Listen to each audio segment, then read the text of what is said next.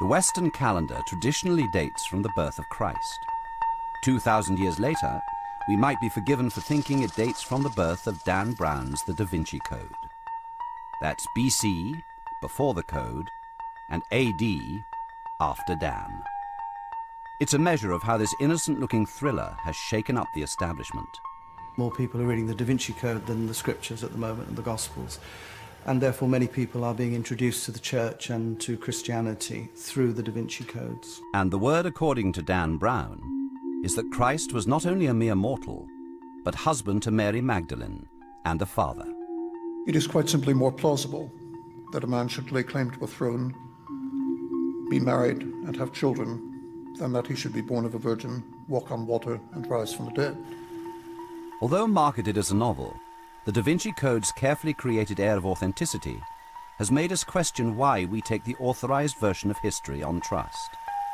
What we have been told, on the whole, by Christians and so on, and church people and others, is true, is actually very dubiously sourced. And with 43 million sales worldwide, Dan Brown's secular Jesus and Mary seem to have attracted a devoted following.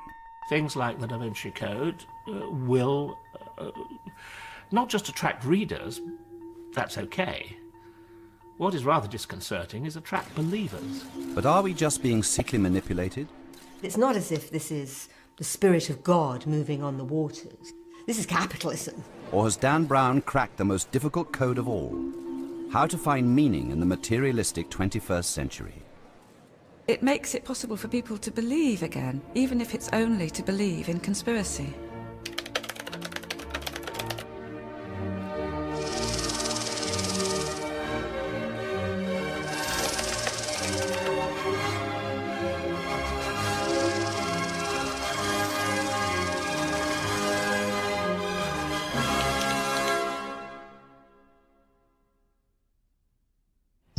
In case you've been cloistered in a monastery since 2003, The Da Vinci Code is the fourth and most successful novel by American author Dan Brown. It is officially the world's fastest-selling book. Its story is that for 2,000 years the Church has fed us a myth about Jesus' death and resurrection, while suppressing the truth that he founded a bloodline that exists to this day. The secret is being kept alive by a shadowy organization called the Priory of Zion. The life of the book has been every bit as extraordinary as its content. It's been made into a Hollywood film. Lovely town. Nice people. It's provoked protest. About the Da Vinci Code, Sister Mary Michael is holding a protest against the film, which she considers to be a heresy. And fierce debate. The crowds have come along for a lecture series on the Da Vinci Code and its claims.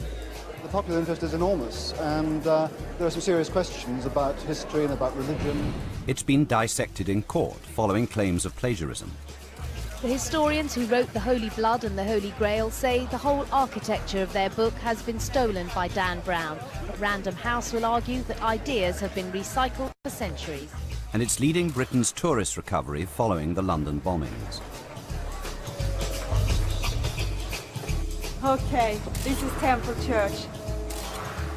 We're rather tucked away off Fleet Street, and so a great many people never even knew we existed until the Da Vinci Code came out. Some of the life of the Da Vinci Code, which I think we haven't taken enough into account, is less the actual reading of the book and more the afterlife it has on, well, what if? What do you think of the idea there? Haven't you always wondered about? He's actually got some pretty plausible theories on Mary Magdalene and that stuff, but I would have to do a lot of research of my own before I ever figured it out. I think it's always a good thing to re-examine perhaps things have taken for granted. Yes, so it's beneficial. Reading it now, I think, well, is this all really true? Is it just a good story, a good yarn? Which I think it is. Readers are intrigued, even sympathetic to the plot, because it builds on ideas such as the Holy Grail, which hover in the popular imagination between legend and history. Many of the ideas advanced in it had been talked about before, for many centuries. Long before Brown wrote his book, the BBC had explored similar territory in a documentary series called Chronicle, made in the 1970s.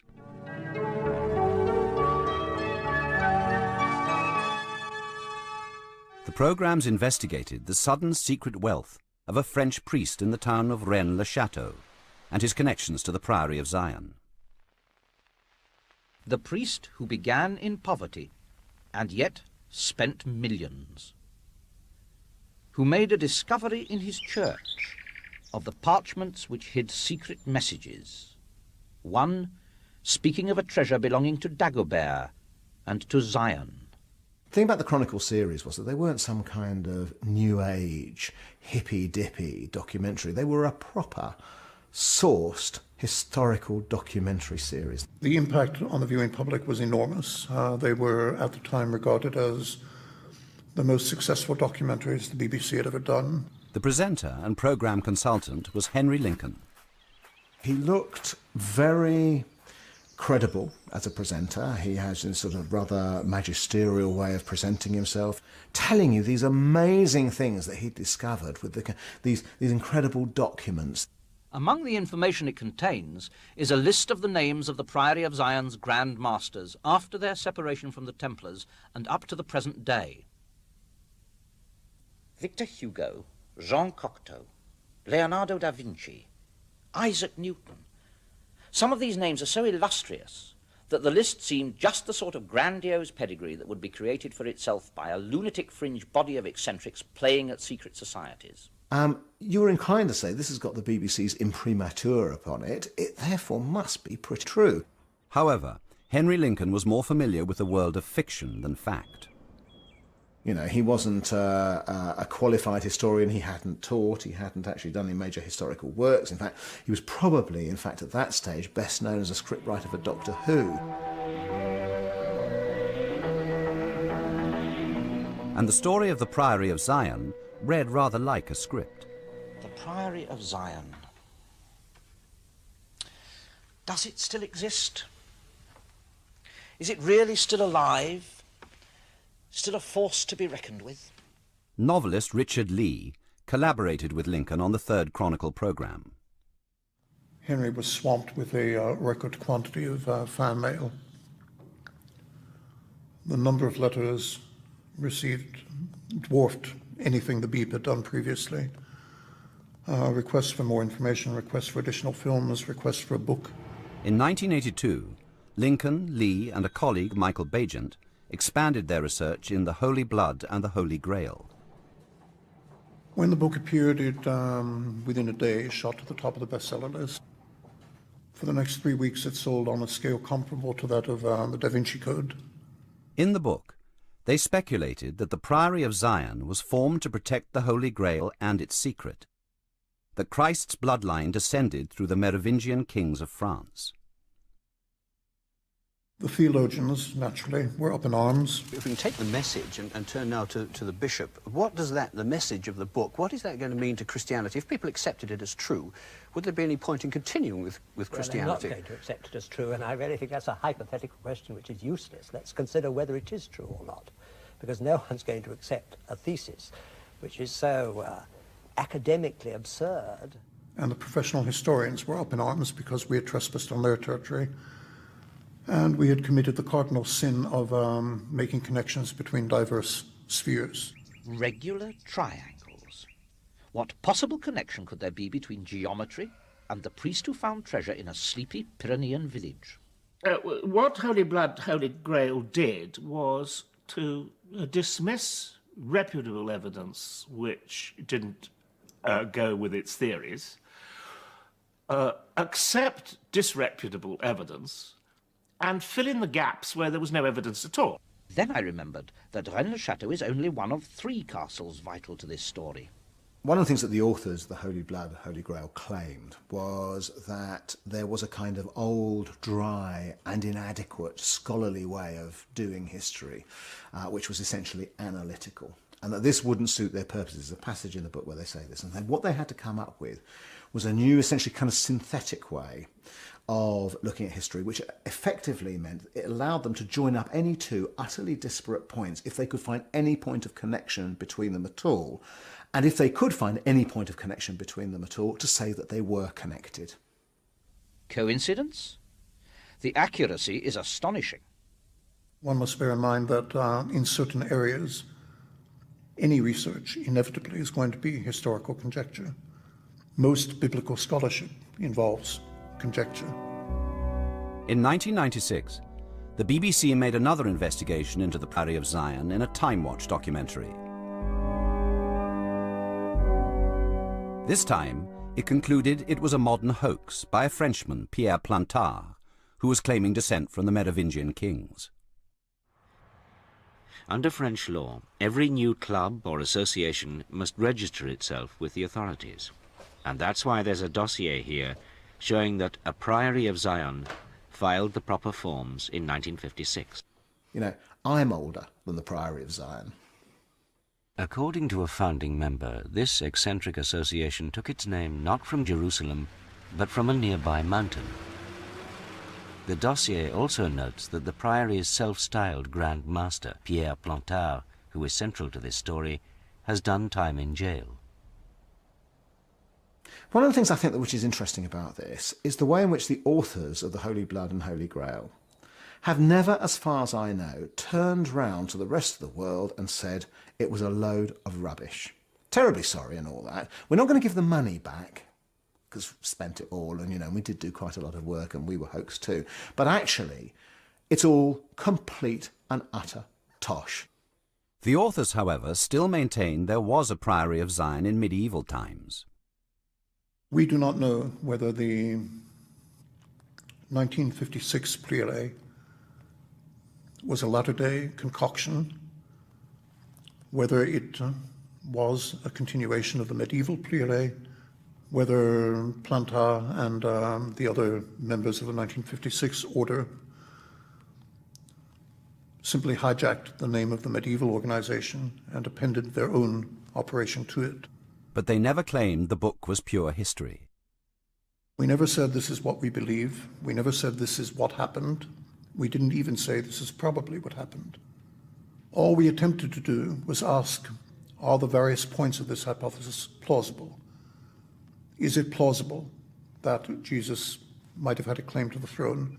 Is it plausible that he might have been married, that there might have been children, that those children eventually might have intermarried to produce the Merovingian bloodline?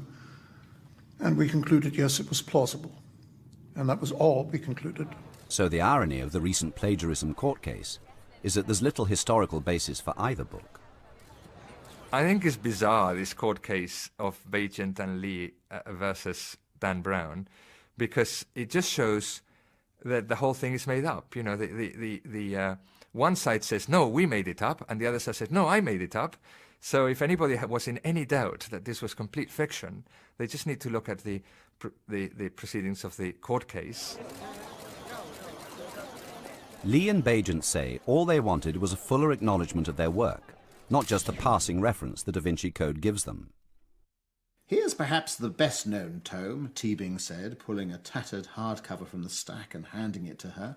The cover read, Holy Blood, Holy Grail, the acclaimed international bestseller. Sophie glanced up. An international bestseller? I've never heard of it. And the reference to the Holy Blood and the Holy Grail is one that damns us with faint praise, nor does it even mention the authors.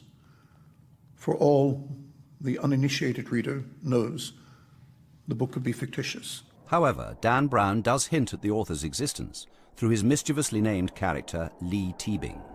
Lee Teabing. It's the name of a character from the Davinci Code. And look, Teabing is an anagram of Bagent.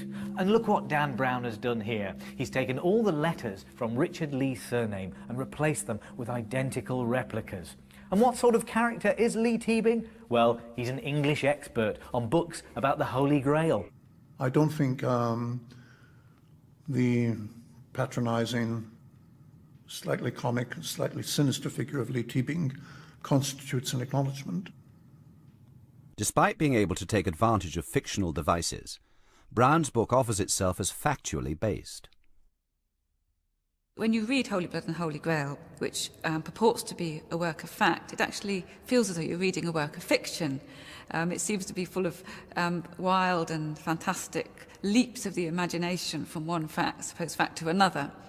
Now, and then you have the Davinci Code, which purports to be fiction, but when you read it, it feels as though you're reading a book, a novel, full of factual accuracies. It even starts with the word fact.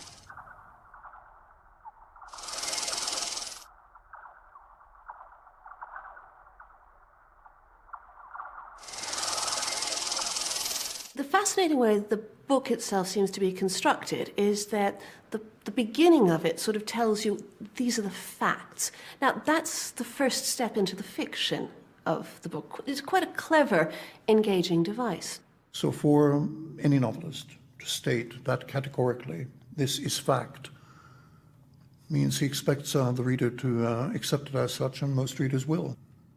Dan Brown has come so close to something that is deep and important and true, and then at the very last moment he sort of shoots off into orbit and really into fantasy. I believed a lot more perhaps than I should have done about it, and thought that there was a great deal of fact in it. It made me pretty amazed about it all, because I can't believe that, you know, it really existed. It's pretty amazing that it's all real, I guess. In the case of the Davinci Code, actually the assertion in the front is quite cleverly written, because he does not assert that the book is factually true. He asserts that Opus Dei exists, that it's controversial, that the Priory of Zion exists. What he doesn't say is it's a completely new invention and is absolute nonsense anyway. And he asserts that his description of places are correct. Though how he came to put Versailles north of Paris, I shall never know. But what he never ever said, actually, was that the book was factually correct. But people sort of just read that preface quickly, I think, and then assumed that that is what he'd said. Commentators are divided over whether it matters that readers are taken in. I mean, the Da Vinci Code is a strange hybrid animal, because although it is partly about history, it's set in the present. So some of the rules that you apply to historical fiction, you don't necessarily need to immediately apply to it. So I suppose the only argument about something like the Da Vinci Code is how, therefore, honest you are about all of the source material that you based it on. So people can always say, look, it was here, I drew on it, but I made more of it than it is, because this is a work of fiction, and those were works of pseudo-fact or theory. If Dan Brown puts that preface at the front of his book, he's following in a long and frankly noble literary tradition. Daniel Defoe in Robinson Crusoe, supposedly the first English novel, had a preface which said, everything in this book is true.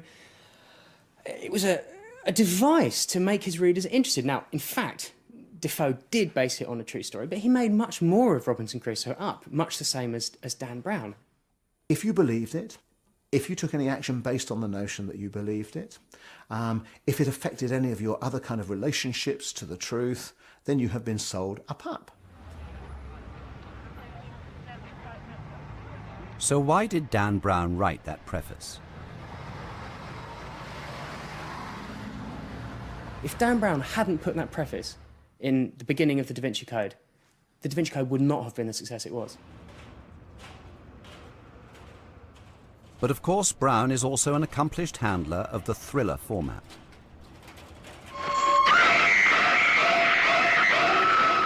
It was a good read. It kept me gripped. Actually, I found it quite difficult to put down.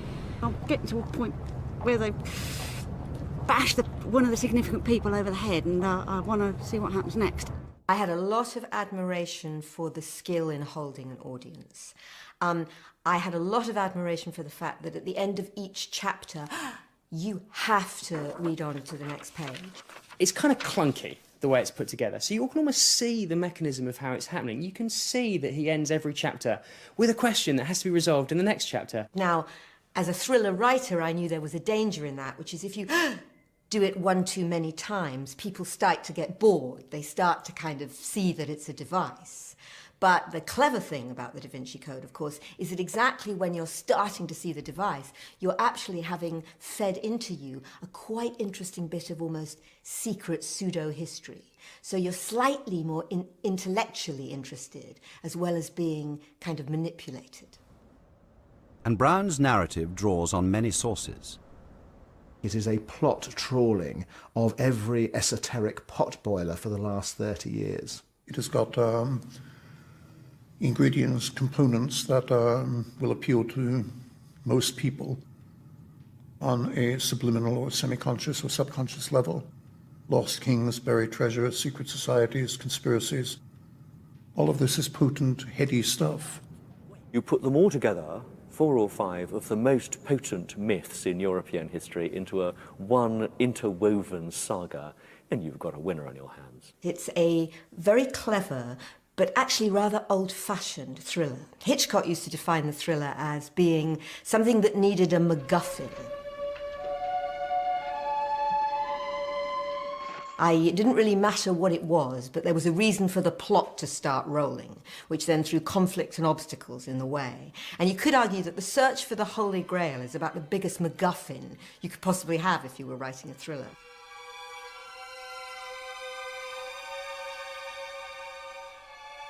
The legend of the Holy Grail was itself a literary invention.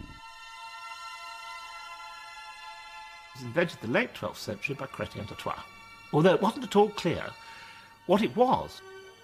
But it very soon came to be associated either with the cup Christ had used at the Last Supper or the dish in which there had been the meat at the Last Supper, and further that Joseph of Arimathea had used this vessel to collect Christ's blood from at the time of the crucifixion.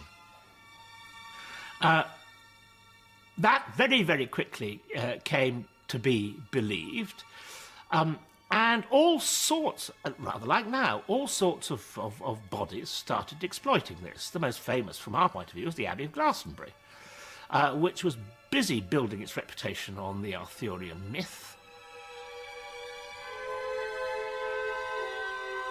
Glastonbury Abbey fixed the Grail in the public imagination. What it was fixed at was something which was out there, to be searched for, could be found if only you were heroic and pure enough, but was unbelievably difficult to find. The Grail myth then went underground until the 19th century, and the man who above all restored it, it was Wagner in Lohengrin and Parsifal.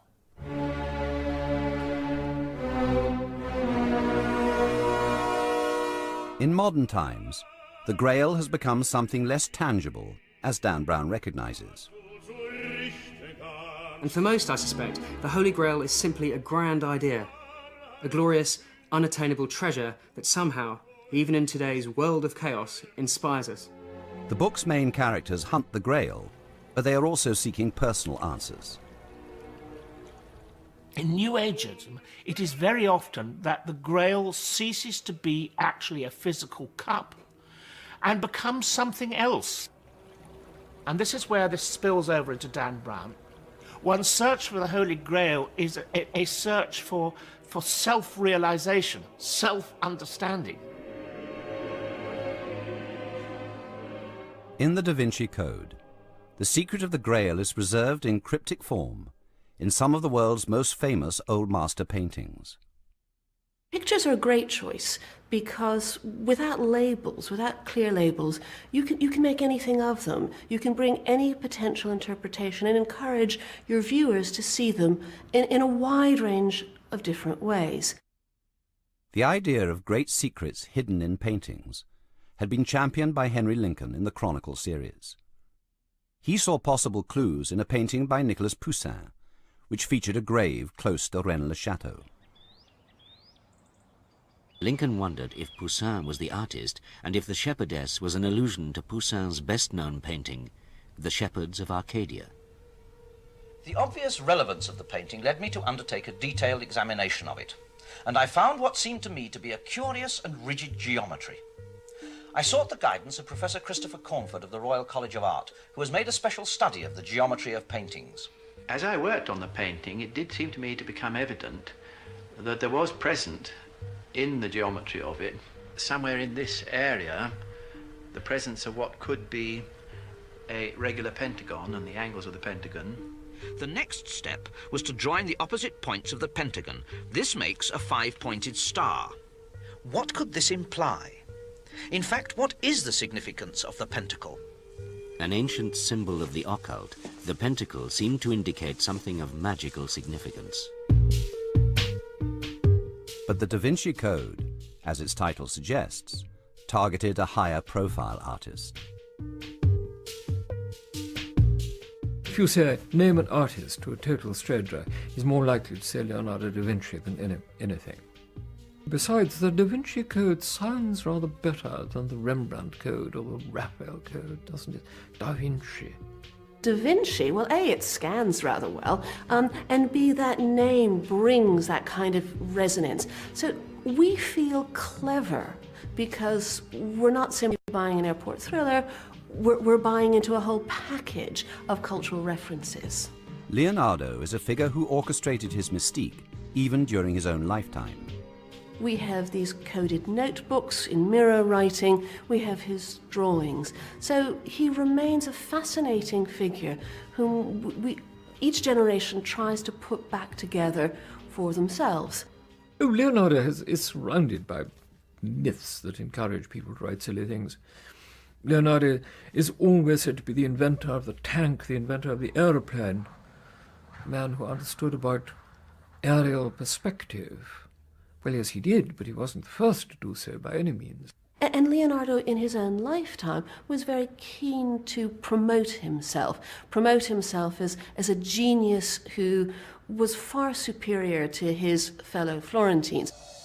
She may be the face I can't forget. In the Da Vinci Code, Leonardo's Mona Lisa is portrayed as androgynous, in celebration of one of the book's themes, harmony between the sexes. Maybe the song that summer sings, maybe the chill that autumn brings. Dan Brown takes a fairly conventional, almost cartoon-like reading of the Mona Lisa, i.e. this good combination of masculinity and femininity, and then throws in some quite wacky ideas about Egyptian references as well.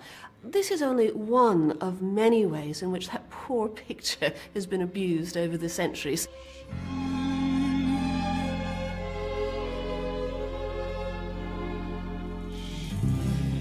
In fact, far from being an enigmatic portrait, the Mona Lisa is one of the most well-researched paintings in the world.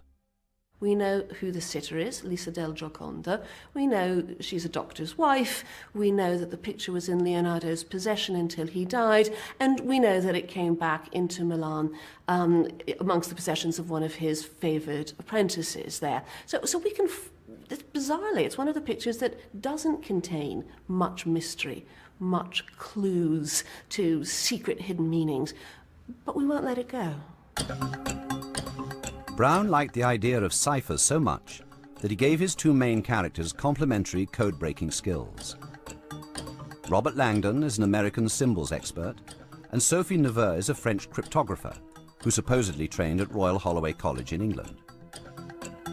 I used to jokingly introduce myself as the man who supervised Sophie Neveu, but then was alarmed that roughly 1 in 5, I think 6 people actually asked me what she was like. So the book sort of taken over and people lost reality and fiction and so on, so I don't do that anymore. Codes are a perfect match for the thriller genre because they create mystery by concealing real meanings. Okay, well, I suspect that Dan Brown latched onto coding theory because he recognised it as a sexy topic with popular appeal. I have to break the code. I'm sorry, I'm very thick. I told you when my skills on code breaking were absolutely nil. No idea. And people like it, and they like puzzle solving, and they like the air of mystery. And the concept of things being encrypted adds mystery. Okay, it's a row of flowers. 1, 2, 3. This is one of the cleverest things about the Da Vinci Code, is the use of puzzles and use of codes. What's happening to the characters happens to you as the reader. You identify with them as a result, even though they bear no resemblance to any human being I've ever come across. That's what sucks you in. And it rewards you as well. It makes you feel clever if you get it before them, which frankly a lot of the codes aren't particularly earth-shattering, so you might well do. 8 roses. It's a line of 8 roses and I have absolutely no idea what's in it. Prior to 1960, coding theory was a black art that was mainly confined to governments and spies and military and so on. It was in the Second World War when, not surprisingly, armies need to communicate and they don't want the enemy to know what they're doing, so they use secret codes, and things like the Enigma and the activities at Bletchley Park are now right in the public domain because the 30-year rule's out, And there's no doubt that they've had a lot to do with the popularisation of cryptography. With the advent of the internet, computers, telecommunications, it's now part of everyday business practice, and it's just become a popular science. Holy Grail. Oh, holy... The rose line. Yes, that's good, yeah. Part of the appeal of the Davinci Code is that it offers neat solutions in a messy world. You can go to Waterstones, take the Davinci Code off the shelf and escape into that. And there it comes alive for us, because it's well written, it's a good book. It comes alive, and there we are in the conspiracy, and there we are getting the answers. It's all resolved, and we come away satisfied, and the world seems to be a better place.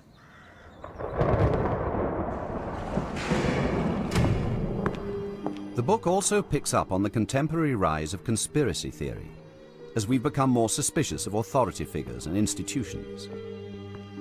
One of the kind of strong selling points of something like the Da Vinci Code is the idea that there is an official version of history which the authorities give us, you know, whether they be the church authorities or the government or shadowy others, and then a true version of history which we can be let into.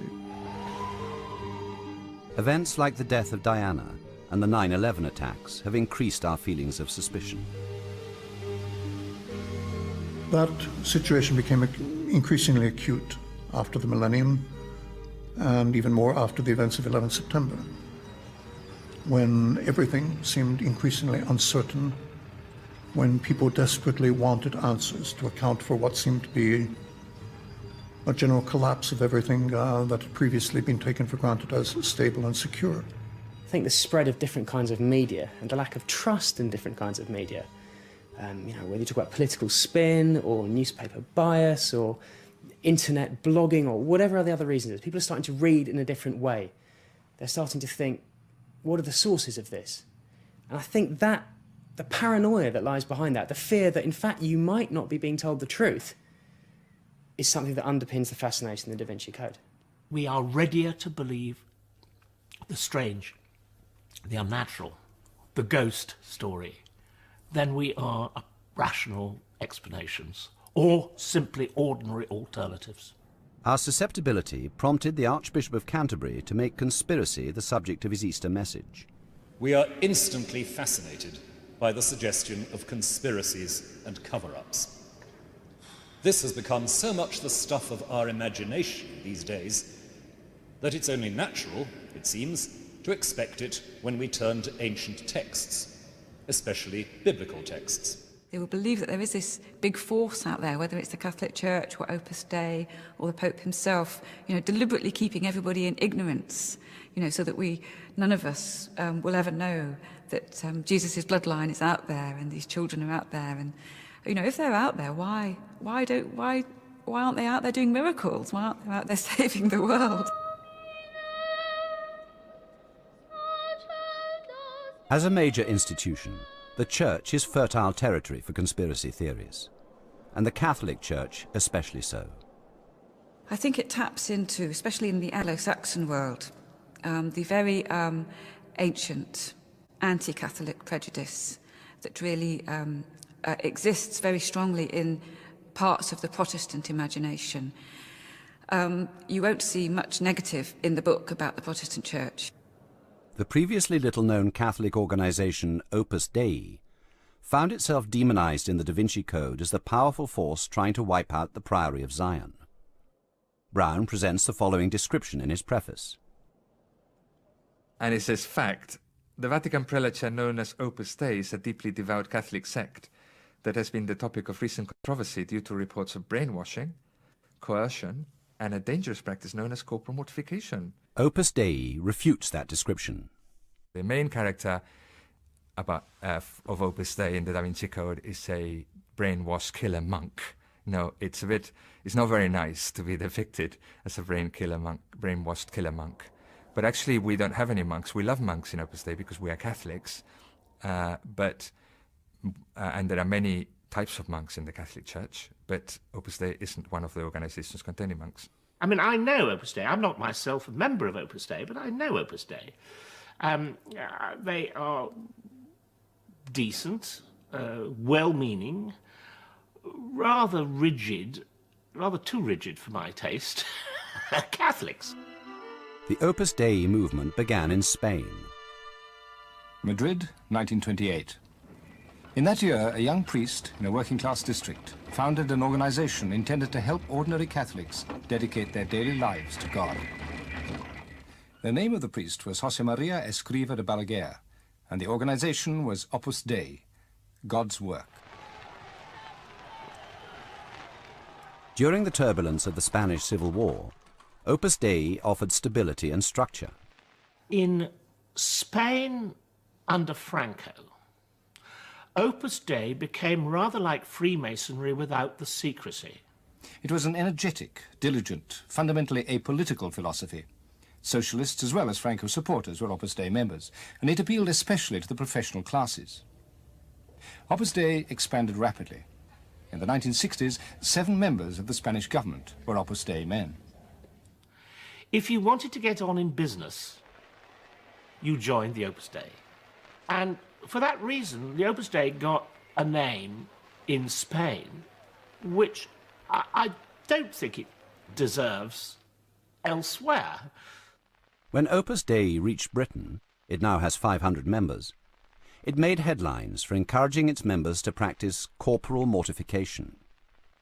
Brown's killer monk revels masochistically in the wearing of a spiked metal band on his leg called a cilis.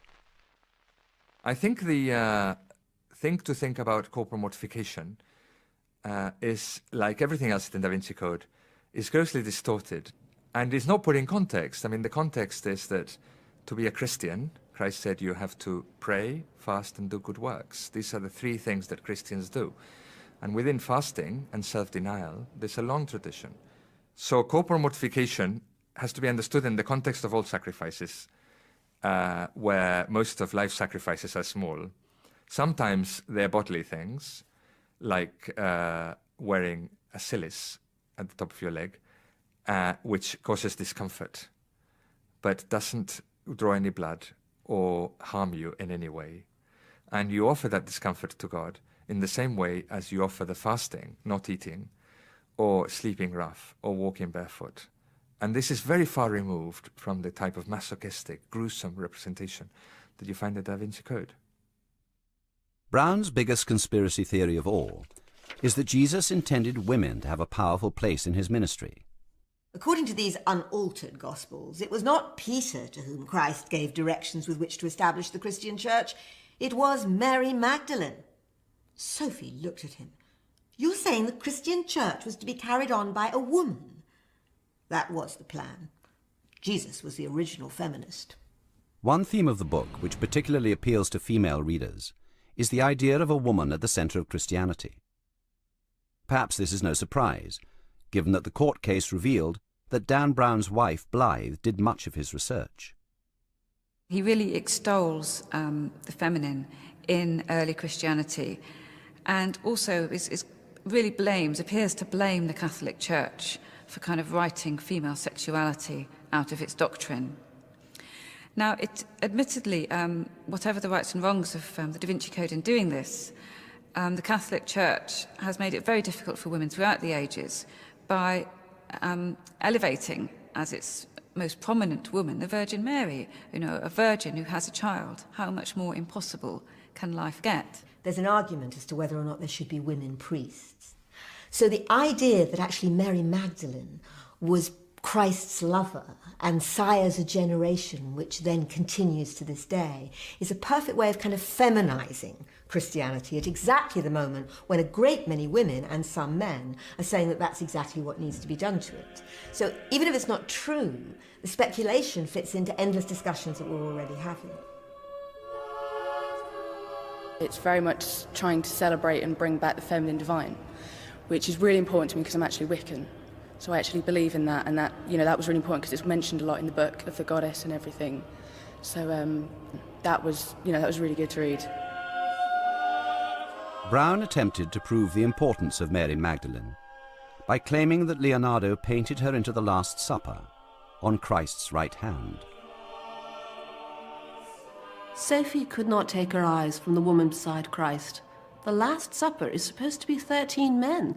Who is this woman? Although Sophie had seen this classic image many times, she had not noticed this glaring discrepancy.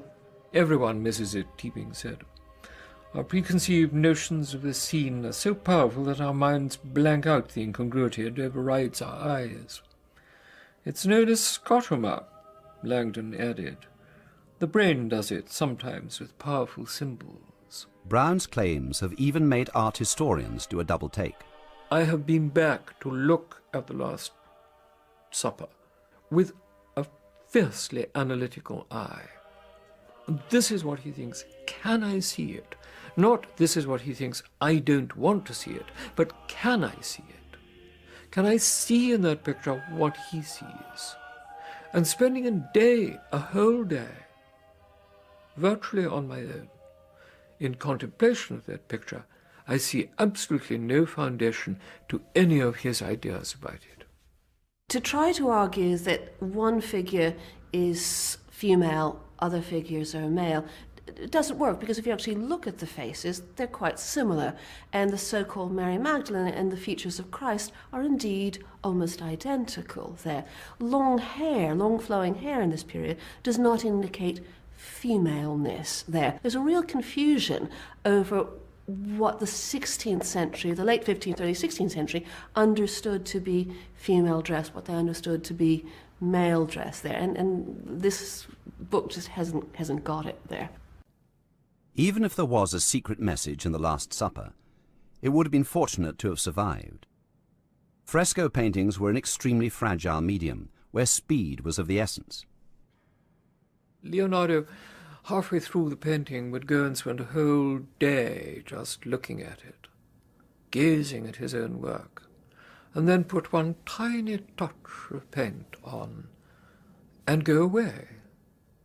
You're talking about a fresco. The whole business of painting a fresco means that you paint on damp plaster. You do not come back 3 weeks later,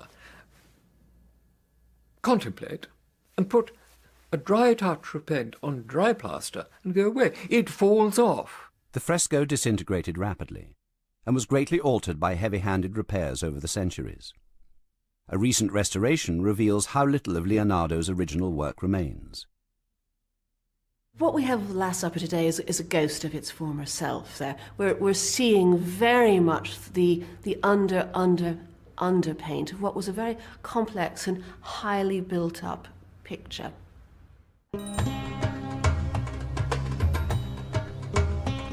Brown based his thesis about Mary Magdalene on a series of Gospels discovered in 1945 in Egypt, which are known as the Gnostic Gospels.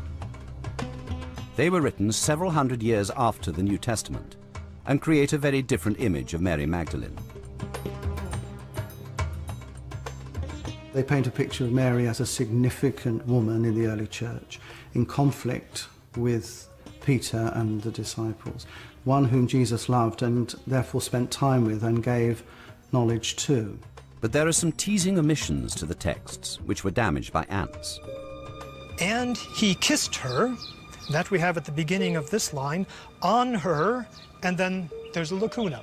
And of course this lacuna, this missing text, has been the object of quite a bit of speculation by scholars. Where exactly did he kiss her? Most likely on the mouth, and that can be restored here on the basis of Coptic grammar and the length of the lacuna with a great deal of confidence.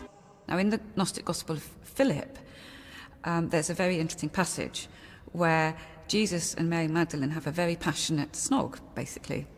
And the disciples get very upset about this, the watching disciples, and say, Jesus, Master, why do you love her more than you love us? And Jesus says back to them, no, you're getting the question the wrong way round. What you must ask yourselves is, why do I not love you as much as I love her? This tale would seem to undermine Christ's feminist credentials. All the Gospels, even the Gnostic ones, he never has a female disciple among the 12. And, you know, Mary, even at the most liberal expression you can take of the Gnostic Gospels, is a sex object to him, basically. So it's not ideal, even in the Gnostic Christianity, the way that women are represented. Today, the Gnostics are viewed as the New Age believers of their day. seeking a direct communion with a higher power. This coloured their writings about events that happened centuries before. One of the things that's very attractive about Gnostic beliefs is that they do seem to offer knowledge, especially knowledge about the transcendent, about the supernatural, and they offer pathways to knowledge and through doorways, through mysteries. You know, at one point in the Davinci Code, Sophie Neveu is carrying this key around, this key that's the answer to the mystery. And that's what the Gnostic religions offer. They were the key to the mysteries of life. The fact that the Gnostic Gospels were left out of the New Testament has fed the idea that the official church tried to bury Mary Magdalene's importance. The church didn't need to suppress them. They fell into disuse of their own accord. You know, the real Gospels were very much used, and the others just fell into disuse. They were not important. The people didn't take them seriously. No one reputable would treat the Gospel of St. Mary Magdalene in the same light as the Mark, Matthew, Luke and John. Although the Mary Magdalene story is a conspiracy theory, the modern church, both Catholic and Protestant, has been alarmed at the public reception of Brown's story. The heresy that he has revived in this book is one that goes back to the earliest days of the church, and is one that the church spent a lot of money, a lot of time, and a lot of lives suppressing. And the church is alarmed because it knows that this heresy was very, very powerful and very potent early on, and was capable of attracting people to it. And so, again, you know, naturally has frightened them to see it taking hold of the public imagination in quite such a powerful way once again. The book at one level is nonsense, is historically inaccurate. But at another level, of course, it touches nerves with the church, and half-truths are there. When it first came out and it became clear that millions of people were reading this book, the Catholic Church responded in a fearful way and in an aggressive way, in a defensive way, dismissing it as fantasy, as rubbish, as nonsense. There are good reasons why readers of the Davinci Code are prepared to question the traditional doctrine of the Church. The best thing that you can say about this discussion is that it reminds people that there are practically no sources for what exists in the New Testament. There's practically nothing to suggest that any one account is better than any other account.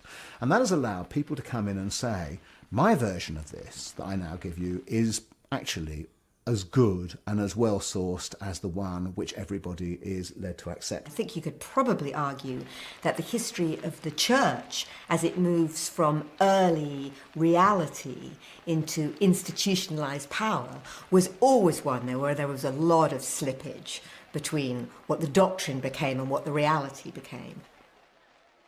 The Davinci Code also taps into the spiritual uncertainty and distrust of the 21st century. Like you've lost all hope and your sanity.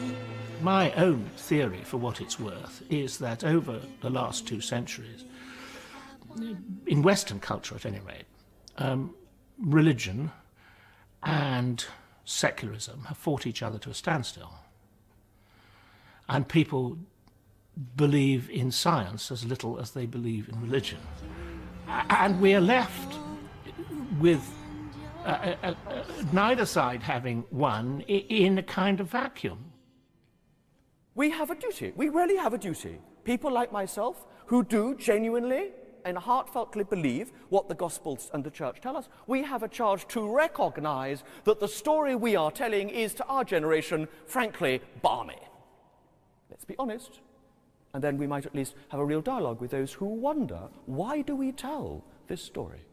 The perceived threat of Dan Brown's version of the Christ story has united many branches of the Church in a counter-offensive. With great aplomb, they're riding the tail of Davinci Code tourism to get people through their doors. Lincoln Cathedral has seen visitor numbers rise since it played host to the feature film, for, it should be mentioned, a 6-figure sum. It would have been easy to just say no, and that was a real option, because if the film comes out, it paints Christianity in this light, people go to the film, they don't believe as a result of that, then that would harm our mission and the mission of the Church.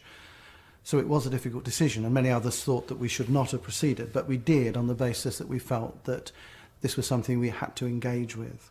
But to have had quite such a response, such an active response on the web, on television, on the radio, in books, this is all to the good. And I have to admit that I've joined the fray. Not only do I give my weekly talk on Fridays, I've actually written a short book about it.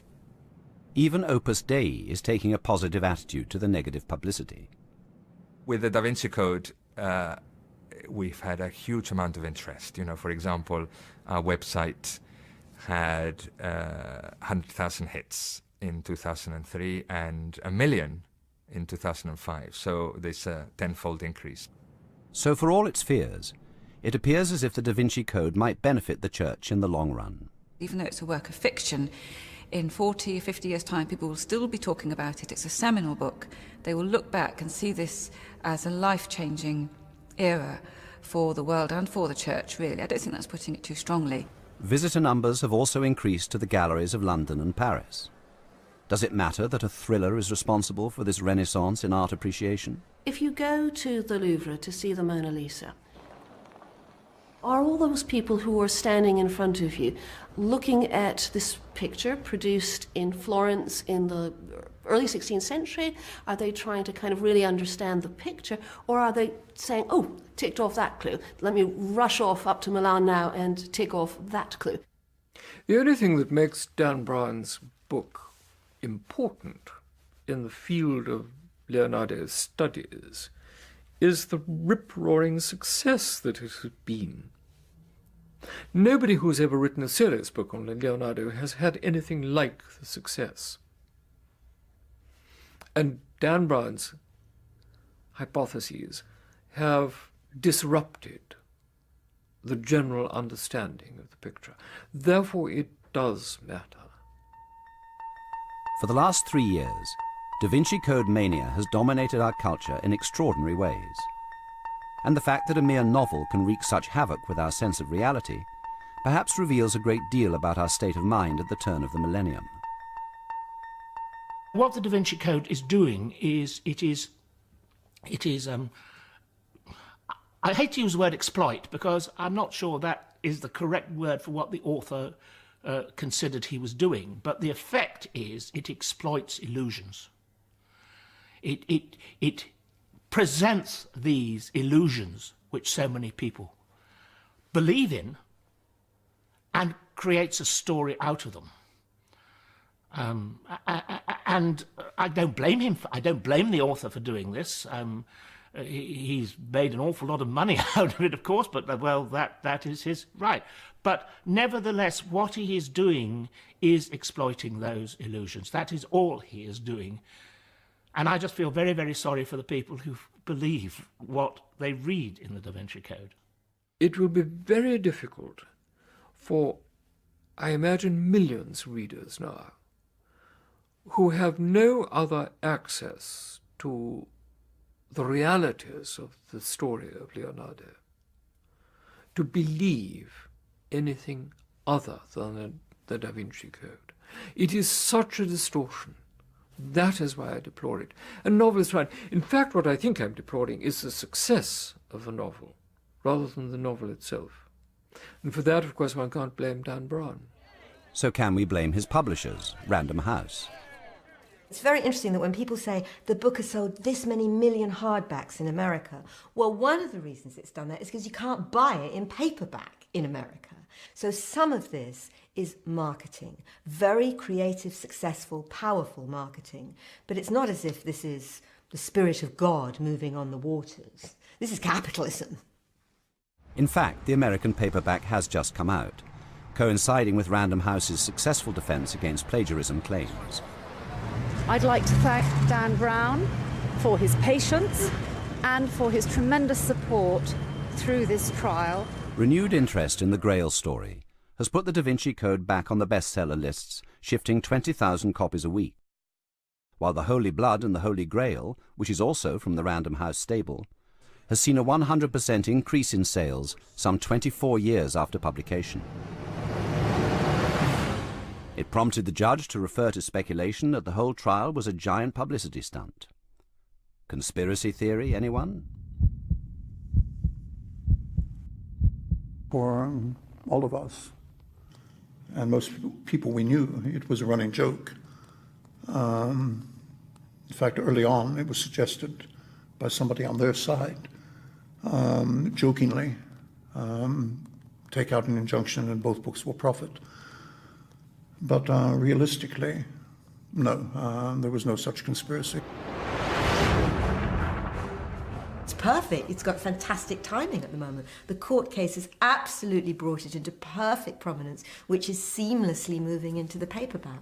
I'm not claiming that any of these things are deliberate. I'm just claiming that the secret of this strange Holy Grail continues. Much more worrying is that I am told that Dan Brown's next book is about the Freemasons, and you cannot write about the Freemasons without writing about the Knights Templar. I think it's all going to start again.